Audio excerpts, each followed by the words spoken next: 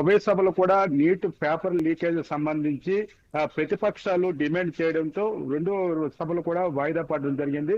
ముఖ్యంగా ప్రతిపక్ష నేత రాహుల్ గాంధీ విద్యార్థులపై లాఠీ చార్జీ కావచ్చు, విద్యార్థులపై కేసులపై కూడా చర్చించాలనేసి కోరడం, అంతేకాకుండా బీహార్ లో విద్యార్థుల నిరసన నేపథ్యంలో విద్యార్థులపై లాఠీ చార్జ్ చేయడం, విద్యార్థులపై కేసులు కూడా నమోదు చేశారు బీహార్ లో కూడాను. దానిపై కూడా చర్చించాలని పట్టుబట్టడంతో కొంత ఉధృతుల నేపథ్యంలో రెండు సభలను కూడా వాయిదా వేయడం జరిగింది. ముఖ్యంగా చూసుకుంటే ఈ రోజు పార్లమెంట్ వర్షాకాలకు సంబంధించి ఏదైతే నీట్ పేపర్ లీకేజ్ బిల్లుకి సంబంధించి ప్రవేశపెట్టేందుకైతే ఎన్డీఏ కూటమి అయితే దీనికి తెలియజేసింది. అయితే ప్రతిపక్షాలు మాత్రం ఈ పేపర్ లీకేజ్ అంశంపై చర్చించాలి, చర్చించిన తర్వాతనే ఈ యొక్క బిల్లును ప్రవేశపెట్టాలని పట్టుబట్టడంతో చైర్మన్ దీనికి సంబంధించి ఎన్నిసార్లు ఆందోళన విరమించాలని విపక్షాలను కోరినప్పుడు కూడా ఆందోళన విరమించకపోవడంతో రెండు సభలను కూడా 12 గంటల వరకు వాయిదా వేయడం అయితే జరిగింది. ముఖ్యంగా విద్యార్థులపై జరుగుతున్న దాడులు, కేసులు సంబంధించి ఒక స్పష్టత ఇవ్వాలని రాహుల్ గాంధీ అయితే ప్రధానంగా డిమాండ్ చేశారు. జంతర్ మంతర్ వద్ద కావచ్చు, మహారాష్ట్ర కావచ్చు, బీహార్ కావచ్చు, ఉత్తరప్రదేశ్ కావచ్చు, వివిధ ప్రాంతాల్లో వివిధ రాష్ట్రాల్లో కూడా విద్యార్థులపై కేసులు నమోదు చేశారు, వాళ్ళపై లాఠీచార్జ్ చేశారు.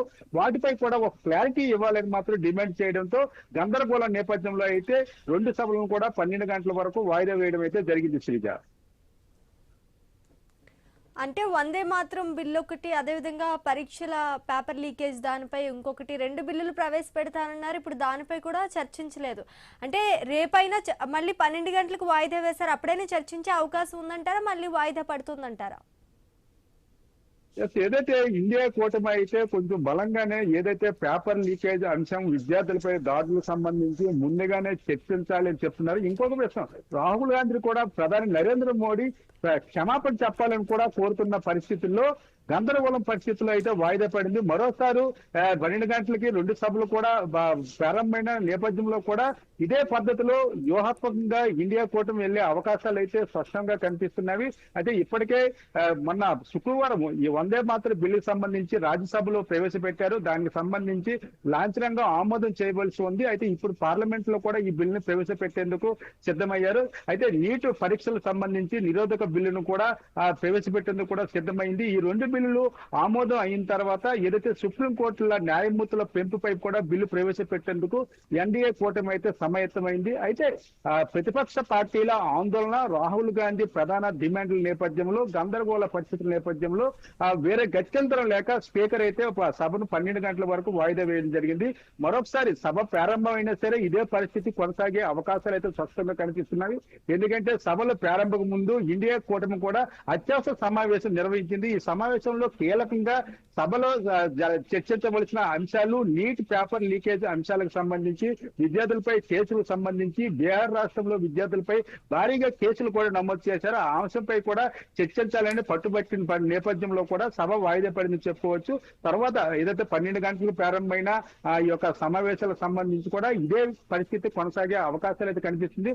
ఒకవైపు బీజేపీ కూడా ఈ యొక్క ఇండియా కూటమి చేస్తున్న ఈ యొక్క ఆందోళన కూడా వ్యతిరేకిస్తున్న పరిస్థితి కనిపిస్తుంది. ఎందుకంటే పార్లమెంట్ ఏదైతే వర్షాకాల పార్లమెంటు సమావేశాలు చాలా కీలకమైన సమావేశాలు, ఇది భారతదేశం సంబంధించిన కొన్ని కీలకమైన నిర్ణయాలు తీసుకోవాల్సిన సమావేశాలు. కావాలనే ఇండియా కూటమి యొక్క నీటి పరీక్షలకు సంబంధించి ఆందోళన చేస్తుంది. ఇప్పటికే దానికి సంబంధించిన కేంద్ర మంత్రి ధర్మేంద్ర ప్రధాన్ రాజీనామా చేశారు. అంతేకాకుండా దీనిపై బలమైన చట్టాలు కూడా తీసుకురావడానికి బీజేపీ సిద్ధమైంది. కానీ ఈ యొక్క పార్లమెంటరీ సమావేశాలని పూర్తిగా డిస్టర్బ్ చేయాలనే నేపథ్యంతోనే ఈ విధంగా ఆందోళన చేసి ఇది ప్రజాస్వామ్యం కాదని మాత్రం బీజేపీ ఆరోపిస్తున్న పరిస్థితి అయితే కనిపిస్తుంది. శ్రీజ, రాము, ఈ రెండు బిల్లులే కాదు, మనం మొన్న కూడా మాట్లాడుకున్నాం, ఇంక 28 బిల్లులు కూడా ఈ సభలో ప్రవేశపెట్టే అవకాశం ఉంది అని చెప్పేసి. అయితే ప్రతిపక్షాలు దీనికి ఎందుకు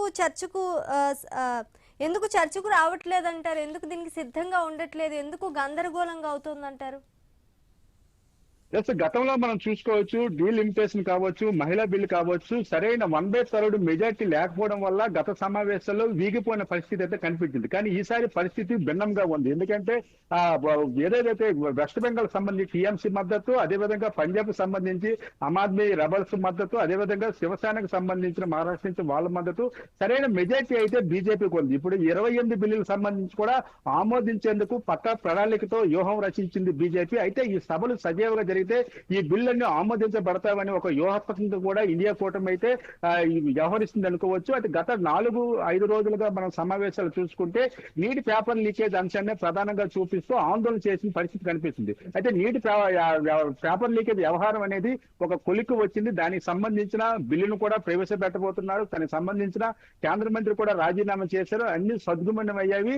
ఇక సోమవారం నుంచి సజావుగా 2 ఉభయ సభలు కూడా ప్రారంభమవుతాయి. బిల్లులు ప్రవేశపెడతామని అధికార పార్టీ భావిస్తున్నప్పుడు కూడా వ్యూహాత్మకంగా మాత్రం ఇండియా కూటమి సమావేశాలు సజావుగా జరిగేందుకు మాత్రం యూతులు చూపించట్లేదు. పార్లమెంట్ బయట కూడా ప్లేకార్డ్స్ తో నిరసనలు వ్యక్తం చేస్తున్న పరిస్థితి కనిపిస్తుంది. అయితే యంత్రమంత్ర వద్ద కొంచెం పరిస్థితి సదుమున్నప్పుడు కూడా పార్లమెంట్ లోపల బయట మాత్రం ఇండియా కూటమికి సంబంధించిన ఎంపీలు అయితే ప్లేకార్డ్స్ తో నిరసన తెలుస్తున్న నేపథ్యంలో కొంత గందరగోళ పరిస్థితి అయితే నెలకొన్నాయి. ఏదైనప్పుడు కూడా ఈ యొక్క బిల్లులకు సంబంధించి ఏదైతే కీలకమైన బిల్లులకు సంబంధించి కావచ్చు, 28 బిల్లులకు సంబంధించి కావచ్చు, ఈ వర్షాకాల సమావేశంలో ప్రవేశపెట్టి ఆమోదించ చేయాలని మాత్రం బీజేపీ భావిస్తుంటే సభలు సజావుగా జరగకుండా వాటిని డిస్టర్బ్ చేసే పరిస్థితుల్లో వ్యూహాత్మకంగా ఇండియా కూటమి వెళ్తుందని మాత్రం మనం భావించవచ్చు. Sreeja, right, thanks for the update Ramu.